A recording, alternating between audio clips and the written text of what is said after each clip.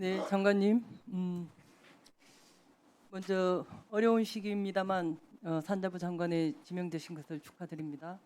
이 어려운 시기에 임명되셨던 만큼 역할을 잘해 주시기를 바라고 국회와의 협력을 통해서 최선을 다해 주시기 바랍니다.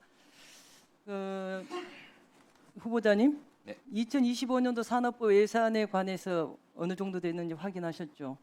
네, 일반적으로 좀 청했습니다. 네, 본예산과 1차, 2차 추경을 포함해서 총 12조 8,606억 원 규모인데 뭐 회계별로 이렇게 실링이 정해져 있어서 어디가 어떻게 쓰여진다를 갖다 얘기하기는 어렵지만은 이 중에 첨단 산업이 2조 4,387억 원 정도 상당 부분을 차지하고 있습니다.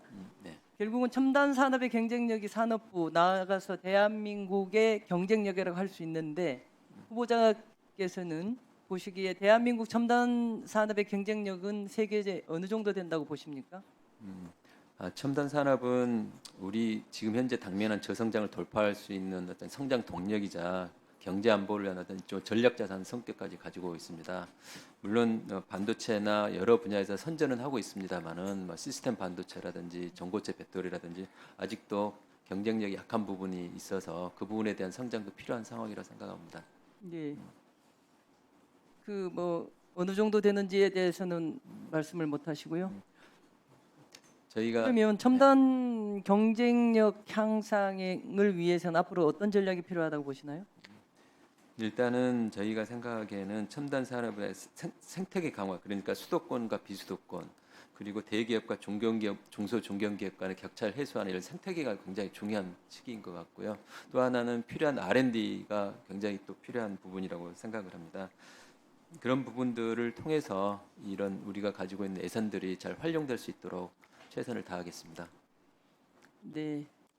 지금 장관님께서는 여러 가지 통상, 무역, 산업 뭐 등 다 그 관장을 해야 되는 총괄적인 건데 지금 현재 가장 시급한 게 통상 문제 아닌가 싶습니다. 그다음에 여한구 본부장님 이하 산업부 공무원들께서 미국과의 관세 협상에 최선을 다하고 있습니다만 미국의 관세도 문제지만 실질적으로 대한민국 전통 제조 경쟁력이 절체절명의 위기라는 거 알고 계시죠? 네, 네, 예, 후보자님께서 20년 넘게 기재부 공무원으로도 재직하셨고 미국 국제부흥개발은행이라든가 한국은행 등 실물 경제 분야에서도 계셨고 제조업 대기업에서 최근 한 7년간 계셨기 때문에 너무나 잘 아시리라고 생각합니다. 이러한 전통 제조업 위기를 기회로 삼기 위해서는 산업부는 어떤 준비를 마련할 수 있다고 보시나요? 음, 저는 전통 제조업 할 때 우리도 문제지만은 중국으로부터 오는 어떤 추격 또는 추월 이런 이슈가 굉장히 지금 심각하고 우리 산업이 어떤 갈림길에 섰다는 그런 인식은 가지고 있습니다. 저희 산업부 입장에서는 전통 제조업이 디지털하고 일종의 압도적인 초격차 기술력을 가질 수 있도록 저희들이 최선을 다해야 된다는 생각은 하고 있습니다. 네. 중국발 공급 과잉에 대한 대응도 굉장히 중요한 문제이죠. 지금 소위 말해서 남해안 산업벨트라고 하는 저 지역구 광양을 포함한 여수, 목포, 포항, 울산, 창원, 거제 같은 곳이 남해안 산업벨트 지역인데요. 창원은 후보자님께서도 계셨던 회사가 거기 있으니까 잘 아실 네. 것입니다.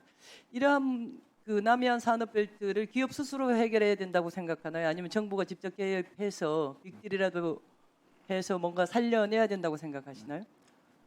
지금은 기업들 혼자 놔둬가지고는 해결할 수 있는 문제는 아닌 상황까지 와 있다고 생각을 합니다. 정부나 어떤 정부를 포함해서 우리 사회 전반적으로 이 업종들에 대해서 관심을 가지고 어떤 방안을 만들어야 될 그런 중차대한 시기라고 생각을 하고 있습니다. 그렇죠. 우리나라의 철강 제품의 작년 수출 1위 국가가 미국이었습니다. 금액으로는 약 43억 4,700만 달러 규모인데 미국이 지금 관세 부과가 여전히 큰 장벽으로 다가오고 있습니다. 장관님께서 취임하신다면 올해 1월에 출범한 철강산업 경쟁력 강화 TF 논의 내용을 꼼꼼하게 좀 살피셔서 정부 차원의 철강산업 대책을 조속히 마련해 주시기 바랍니다. 네, 네 그렇게 하겠습니다. 이재명 대통령께서도 후보 시절에 중국의 추격을 따돌리기 어려워진 만큼 새로운 방식으로 앞서갈 수 있도록 해야 된다 하시면서 수소환원 제철을 하든지 아니면 정부가 산업 전환 지원과 개편이 필요하다는 말씀을 하셨는데 대통령의 이러한 견해에 장관님도 동의하시죠? 네, 동의하고 있습니다. 예. 지난 6월 26일 그 한국형 수소환원 제철 실증 기술 개발 사업이 타당성 조사가 통과가 됐습니다. 네, 총 사업비가 한 8,146억인데 이중 국비가 3,088억 원 정도 듭니다. 내년부터 실질적으로 국비가 계획대로 반영될 수 있도록 각별하게 관심을 좀 가져주시기 바랍니다. 네, 그렇게 하겠습니다. 예. 또한 그 철강 산업도 국가 첨단 전략 산업에 포함될 수 있도록 국가 첨단 전략 산업법 개정안도 저희가 발의를 해놓고 있습니다.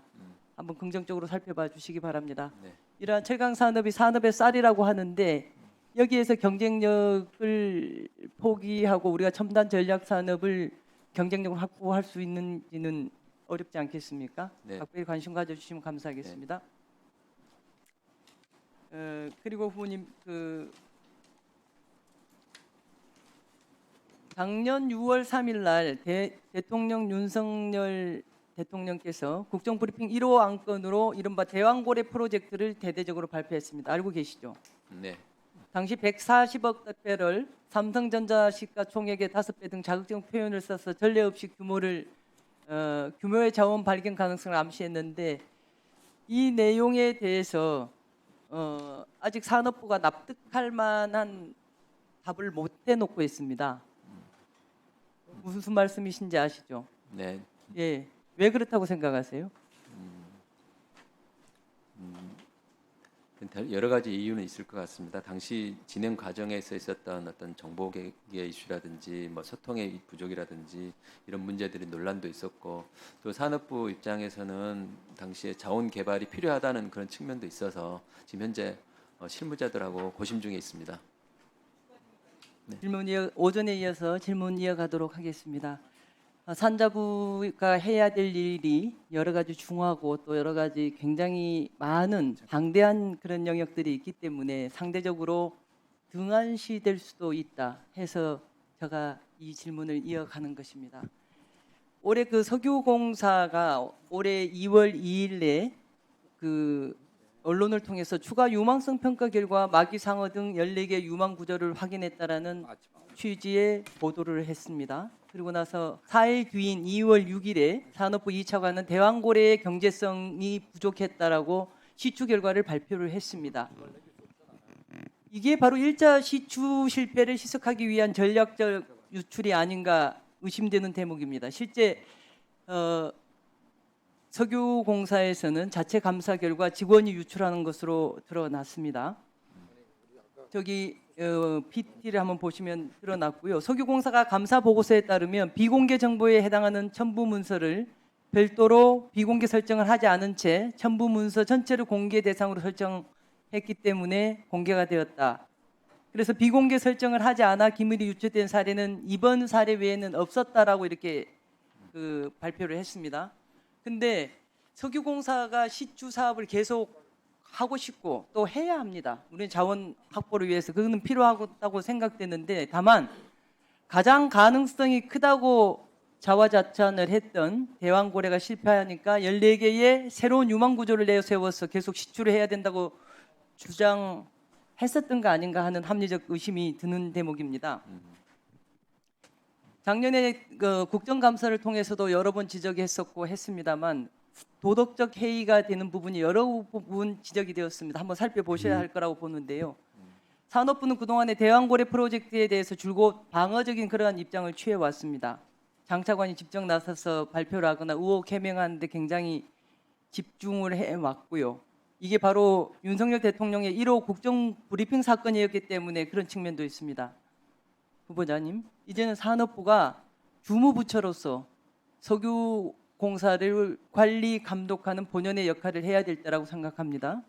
이 마기상어 유망구조 문건 관련해서도 자체 감사 결과를 발표했고 4명을 징계했는데 실제 기한을 했던 실무자만 1개월 감봉 처리하고 나머지 세 사람은 그 위에 관리 감독을 해야 했던 그 사람들은 징계 정도, 경고 정도로 처분으로 그쳤습니다. 새로운 리더십 하에서는 산업부가 석유공사의 샌드백이 아닌 회초리가 돼야 된다고 생각합니다. 장관이 임명이 되신다면 이러한 부분들이 상대적으로 덜 중요하게 취급되고 도덕적 해이가 그냥 그대로 수정되지 않고 방치되는 일이 없도록 그렇게 관심 가져주시기 바랍니다. 네, 그렇게 하겠습니다. 그리고 후보님께서 청문회 준비를 하시면서 이재명 국민주권정부의 산업부와 관련된 공약 살펴보셨죠? 네.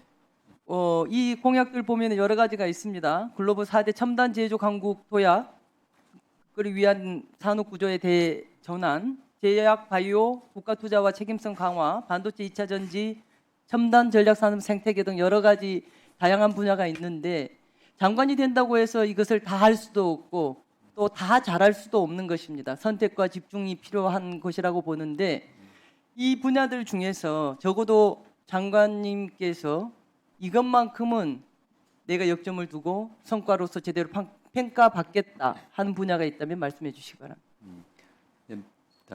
대부분 다 중요한 과제인 건 맞는데요. 일단 우선은 탄소 중립 산업 전환 부분, 친환경 재생에너지 아리백, 재생에너지 중심 에너지 고속도로, 그 밑에 햇빛마을 우리 햇빛연금 에너지 자립실현, 이 에너지 전체 분야를 한테 묶어서 한번 같이 보고 싶은 생각이 하나 있고요. 지금 기후에너지부 신설하면은 산업부하고는 어떻게 되는 거였죠? 소관이 아닐 수도 있죠. 소관이 아닐 수도 있지만 이 같은 내용들은 산업부가 같이 하지 않으면은 할 수 없는 분야라는 생각이 그러면 있습니다. 실질적으로 산업부 장관으로 임명을 받으셨지만 지금 기후에너지부 신설에 관한 오늘 지금 여러 차례 분리할 수 없다는 말씀을 하셨기 때문에 이 부분에 대해서 적극적으로 의견을 개진하시고 국가가 어떻게 가는 것이 부처가 신설이 되는 것이 타당한지에 대해서 적극적으로 의견을 개진을 하셔서 조율을 했으면 좋겠습니다. 네, 그렇게 하겠습니다.